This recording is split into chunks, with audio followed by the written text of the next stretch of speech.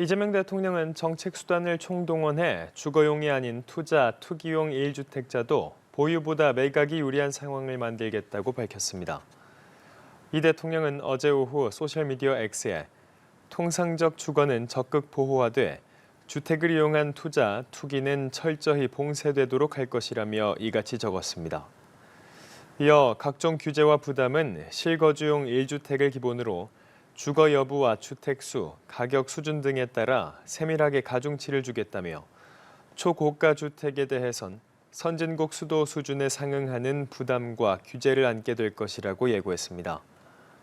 이 대통령은 잠긴 매물은 질식할 것이고 버티기는 더 큰 부담이 될 것이라며 정부 정책에 역행하는 이가 이익을 얻지 못하게 하는 것이 대한민국 정상화의 핵심이라고 강조했습니다. 이재명 대통령은 자본시장이 점차 정상화의 길을 가고 있다며 추가적인 제도 개선에도 나설 뜻을 밝혔습니다. 부동산 공화국 해체 역시 결코 넘지 못할 벽이 아니라며 부동산 시장 정상화 의지도 재차 강조했습니다. 이다현 기자입니다.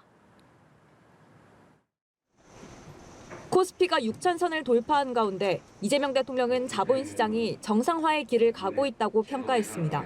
한때 코리아 디스카운트로 자산이 저평가됐지만 이제는 어떤 나라보다 높이 평가받는 코리아 프리미엄으로 나아가야 한다고 강조했습니다. 자사주의 원칙적 소각을 의무화하는 3차 상법 개정안에 국회 본회의 통과를 거론하며 추가적 제도 개선에 나설 뜻도 내비쳤습니다. 자사주 소각을 의무화하는 상법 개정안이 국회를 통과했습니다. 이제 앞으로 주가 누르기 방지법 같은 추가적인 제도 개혁이 뒷받침되면 이런 정상화의 흐름도 더 크게 될 것 같습니다. 부동산 시장 정상화 의지도 재차 강조했습니다.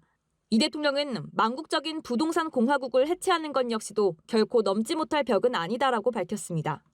그러면서 서울 지역에서 상당폭의 집값 하락이 나타났고 주택 매물이 눈에 띄게 증가하고 있다며 부동산 시장 정상화 조짐이 나타나고 있다고 설명했습니다. 그러면서 이제는 거스를 수 없는 대세인 생산적 금융으로의 자본 대전환을 한층 가속화해야 한다고 주문했습니다. 비정상인 부동산 시장을 정상화하고 국민 삶의 실질적 개선을 위한 모두의 경제로 확실하게 나아가야겠습니다.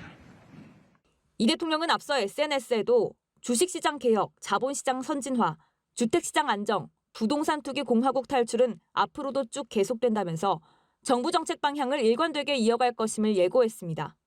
이 대통령은 수석보좌관 회의에서 3기 신도시 수도권 공공택지 조성 계획을 보고받고 시간을 너무 꿰면 안 하는 것과 같다며 속도를 내줄 것을 주문한 것으로 전해집니다. 대출과 청약에서 기혼자가 미혼에 비해 불이익을 받는 일명 결혼 페널티 사례도 보고를 지시했습니다. 이 대통령은 또 국고보조금을 부정으로 수급하다 적발된 사례가 늘고 있다며 전액 환수하는 것은 물론 그 몇 배에 이른 경제적 제재도 검토하라고 지시했습니다. 연합뉴스TV 이다현입니다. 강남 등 서울 상급지 아파트값이 일제히 하락 전환했습니다. 정부가 다주택자를 대상으로 압박에 나서면서 전체적으로 오름폭도 둔화하고 있는데요. 한강벨트 등 주변 지역으로 이 같은 흐름이 확산할 가능성도 언급됩니다. 배진솔 기자의 보도입니다. 집값 시장을 이끌어온 강남 3구와 용산구 아파트값이 동반 하락했습니다. 강남구와 서초구, 용산구가 마이너스로 돌아선 건 2년 만입니다. 정부가 다주택자 세제 혜택 축소를 공식화하면서 가격을 낮춘 급매물이 늘어난 영향입니다. 작년 연말보다 한 2억 내지 3억 조금 하향 조정돼 있는 상태입니다. 급매물로 나온 것들을 전용들이 꽤 많아요.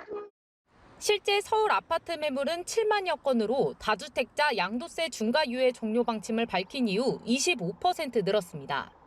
성동구와 광진구, 성북구 등 18개 구도 전주 대비 상승폭이 줄어들며 전반적인 서울 아파트값 상승세가 4주째 위축됐습니다. 다만 일부 서울 외곽지는 오히려 상승폭이 확대됐습니다.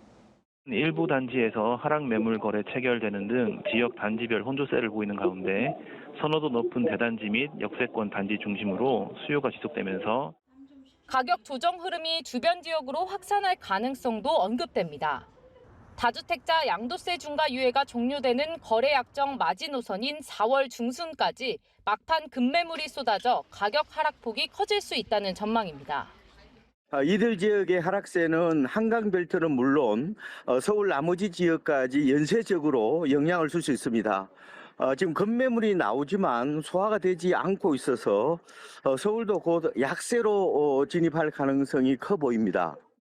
서울 강남 3구에 앞서 하락 전환했던 경기 과천은 0.1% 내려 하락폭이 더 커졌습니다.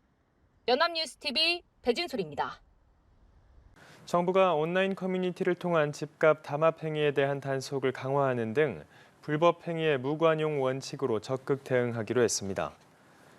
국무조정실 부동산감독 추진단은 어제 제8차 부동산 불법 행위 대응협의회를 열어 부처 간 공조 방안을 논의했습니다.